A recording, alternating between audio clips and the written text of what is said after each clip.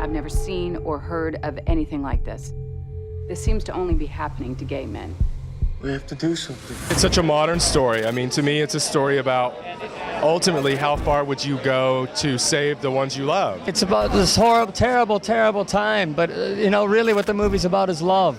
And it transcends sexuality, and it transcends politics, and it transcends even the disease itself. I am trying to understand why nobody gives a shit that we're dying! I was in an artistic community, so I knew people who had AIDS, lost people to AIDS. The younger generation doesn't understand emotionally what it was like to live in fear in 1981, 1982, 1983. I was in college in 1983, and I saw a spot on my hand, and I thought I was dead. I mean, I freaked out. There's an epidemic going on. Says who? The government. Which government? What, our government? An epidemic. The Centers for Disease Control declared it 17 months ago. You can't not know this. Could you please reduce your level of hysteria?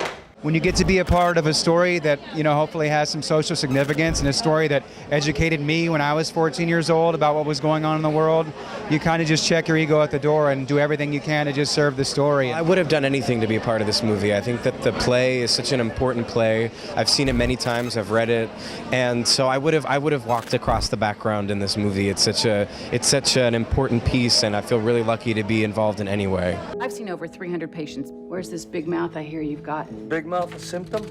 No, it's a cure. It's really their efforts that catalyzed the gay rights movement and gave me the rights I have today. I'm married and I have a kid, and I don't think I'd have the civil rights I have today without all those people who fought that battle. It's more about just the fight for a cause and self-belief and fighting through all that, which I know every one of us have at one point.